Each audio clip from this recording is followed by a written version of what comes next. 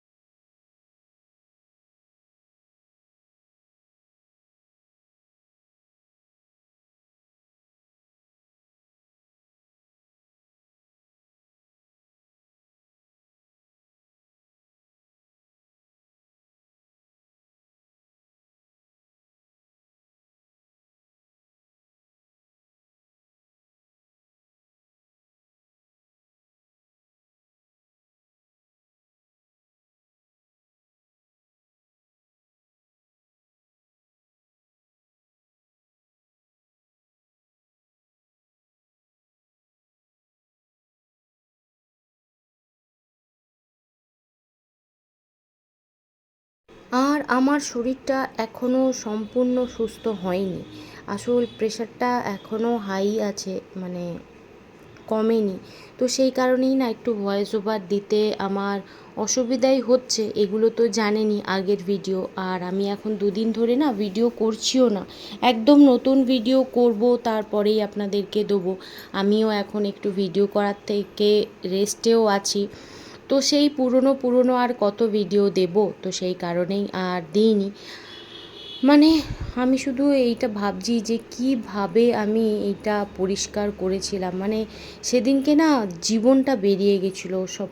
পুরো ঘর পরিষ্কার করা, পার্লার পরিষ্কার করা, তো অবস্থা খুব খারাপ হয়ে গেছিলো।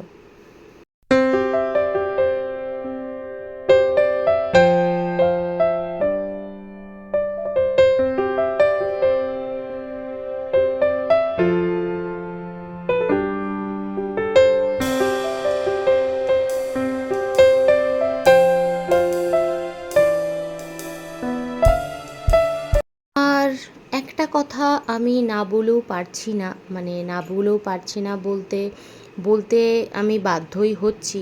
কারণ যারা এই ভিডিওগুলো দেখবে তো তারা অনেক রকমের মন্তব্য করবে, অনেক রকমের কথা বলবে। তো সেটা আমি তাদের জন্যেই বলছি যে আমার হয়তো বরকে, মানে তাতানের বাবাকে দেখে বলবে, ও বাবা এ তো সম্পূর্ণ সুস্থ, অসুস্থ হওয়ার নাটক করে, বা এরকম ধরনের কথা। তার কারণ এতটা পরিশ্রম করছে, এই মানে বেঞ্চির উপরে উঠে রং করছে, তারপরে এত হাঁটাচলা করছে, চারিদিক পরিষ্কার করছে, এইরকমভাবে একটু নেচে ফেলছে। তো এই সবগুলো দেখে অনেক লোকই ভাববে, তো মানে কি বলবো, আমার কাছে ভাষা নেই। যে অনেকেই ভাববে হয়তো বাবা এ সুস্থ আর অসুস্থ হওয়ার নাটক করে। তো আমার বর অসুস্থ হওয়ার নাটক করুক বা সুস্থ থাকুক, তাতে বাইরের যেসব লোকেরা আছে তাদের যে কি যায় আসে, আমি তো সেটাই বুঝতে পারছি না। অসুস্থ থাকলেও সে আমার ঘরেই আছে, আর সুস্থ থাকলেও সে আমার ঘরে আছে। না কাউকে একটা টাকা চাইতে যাচ্ছে, না কাউকে বলছে আমাকে সাহায্য করো, না সে শুয়ে শুয়ে কাউকে কিছু অর্ডার করছে। যদি অর্ডার করেও থাকে সেটা আমাকে করছে, তার ছেলেকে করছে। তো এই ভিডিওটা দেখে অনেকেরই এইটা মনে হবে অনেক কিছুই, বাবা নাটক বা কিছু। সে নাটকটাও যদি করে সেটা আমাদের সাথে করছে, সেটা আপনাদের সাথে তো করছে না। কারণ অনেকেই অনেক কথা বলে, সেটা কানেও আসে। তো তো সেই কারণেই আমি এই কথাগুলো বলতেই বাধ্য হলাম। সে যা করছে বেশ করছে, সেটা আপনাদের ভাবার কোনো দরকার নেই, সেটা আমি আর আমার ছেলে বুঝে নেবো। আপনারা তো কেউ আসছেনও না আমার কিছু করতে, তো সেই কারণেই বারবার বলবো যে আমরা সেটা বুঝে নেব। আর আমি কাদেরকে বলছি সেটাও আশা করি আপনারা বুঝতে পারছেন। তো ওই কানাঘুষাই করুন, মানে নিজেদের মধ্যেই আলোচনাটা করতে থাকবেন, তাতে আমার কিচ্ছু যায় আসে না।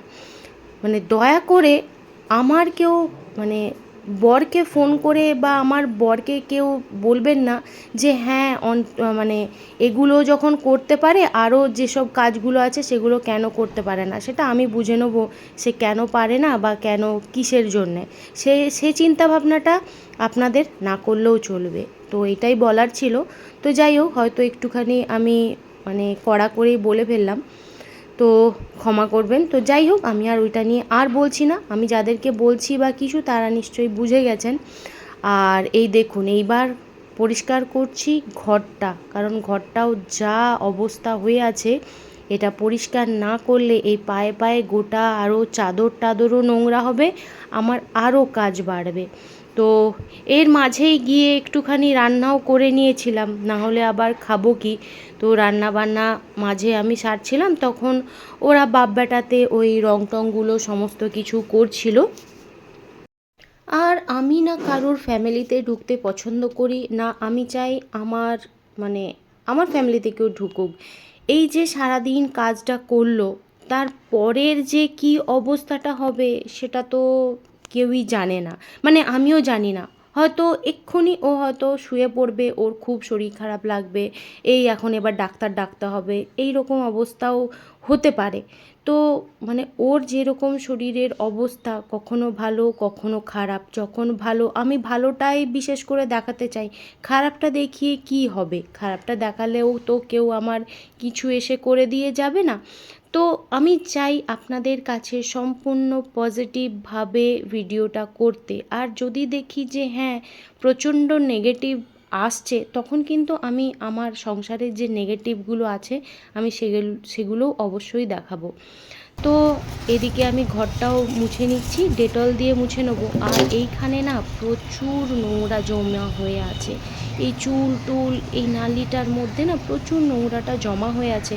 তো যখন সবটাই করছি, তো এইখানটাও ভালো করে পরিষ্কারটা করে নেব, ভালো করে ব্রাশ দিয়ে ঘষে ঘষে পরিষ্কার করে নেবো।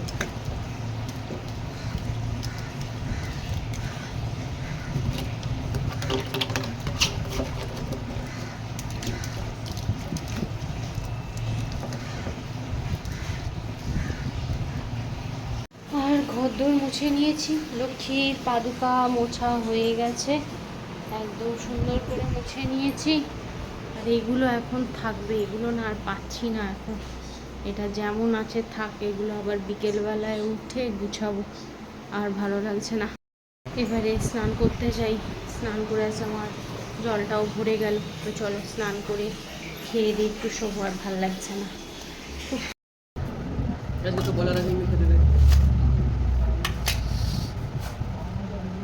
তো মাখি না তো একদিন ভিজে মেখে খাচ্ছি,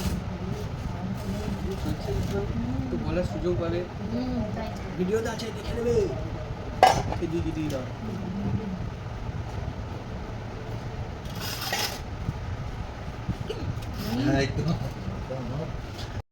তো অত কাজকর্ম করে শুয়ে পড়েছিলাম, ঘুমিয়েছি ওই 1 ঘন্টা, 1 ঘন্টা মতন ঘুমিয়েছি। এবার উঠে চা করেছি, চাটা করে, হ্যাঁ তাই তো, বর চা করে ডাকলো। আমার রিয়াকশনটা খুব জোর হয়ে গেছে না? যাই হোক, এই দেখো 2 দিন হলো ঝগড়াটা ঠিক, 2 দিন না 1 দিন হলো ঠিক হয়েছে, আবার ঝগড়াটা করার চেষ্টা করো না। তো যাই হোক, আমার কথাটা বলতেই দিচ্ছে না। তো চা করা হয়ে গেছে, খেতে বসছি চাটা, শুধু কাপ নিয়ে মানে কি বলবো, ঘরটার অবস্থা দেখুন, ঠিক আছে। এটা হচ্ছে দেশ ভাগ হওয়ার পরে সেই যে যারা রিফিউজিগুলো থাকে, আমরা হচ্ছি রিফিউজির মতন অবস্থায়, দেখুন কি অবস্থা। দেখুন কোথায় বসে এখনো এগুলো পড়ে আছে, হ্যাঁ সেই তোমাকে দেশ।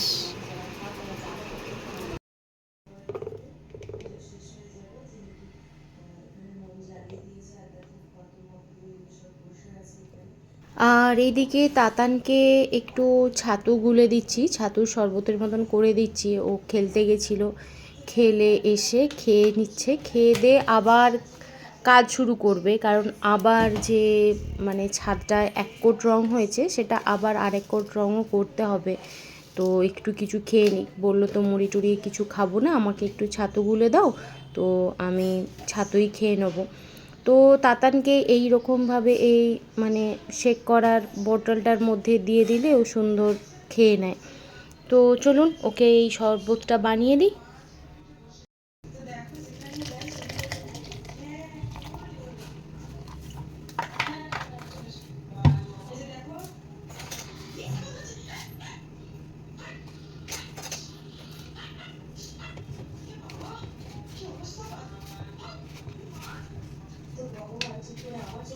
এত মানুষ দাঁড়িয়ে আছে তাও একবার সাইডটাকে বাঁচানোর জন্য কেউ এগিয়েও না আসেনি। নেই, তো যাই হোক তারপর দেখো নেই গো। পূজা শেষ হয়ে গেছে, দেখো প্রসাদ বিতরণ চলছে। আর দেখো এবার আর আজকেও এই রং ফং করার চক্করে রান্নাঘরটাও পুরো নোংরা হয়ে আছে, কিচ্ছু পরিষ্কার পরিচ্ছন্ন করা হয়নি। তো এই যে সব কৌটো কৌটো উলঢাল হয়ে পড়ে আছে। আর আমি যতটা পারবো এখন রান্নাঘরটা পরিষ্কার করে নেবো, কারণ এই মুহূর্তে তো তাতান উপরের মানে রংটা করছে, আমাকে তো আর লাগছে না। আর তাতানের রং করা কমপ্লিট হয়ে গেলেই তারপরে আমি যাব পার্লারটা গুছাতে। তো চলুন আমি বাসন কোসনগুলো মেজে সমস্ত কিছু পরিষ্কার করে নিই।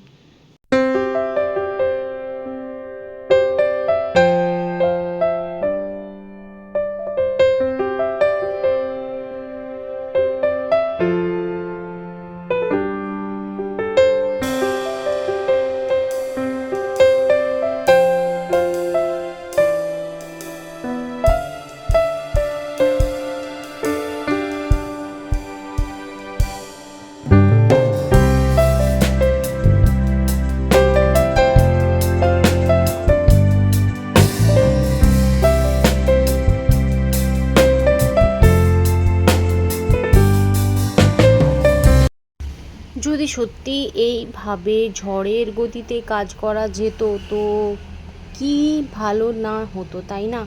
যে আমাদের আরও যে কত আমরা সময় পেতাম কাজ করার, তার কোনো ঠিক ঠিকানা নেই।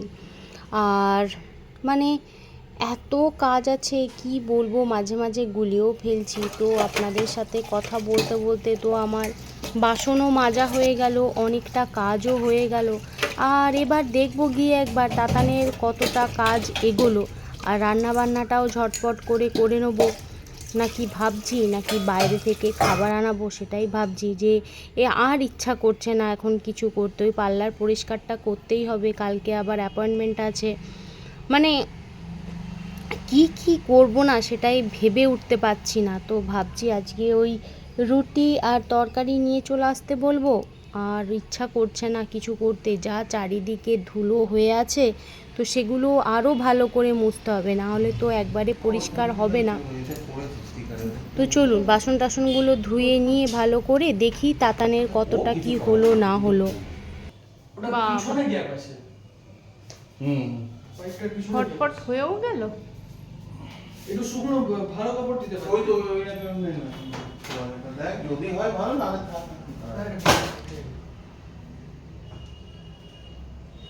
বেশি জোরে ঘষবি না আবার।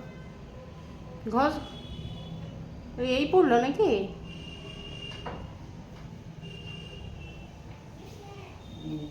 ওটা মনে হয় সকালেই হয়ে গেছে, ছেড়ে দে। ঠিক আছে ঠিক আছে, তার তো কোথাও গ্যাপ ট্যাপ নেই।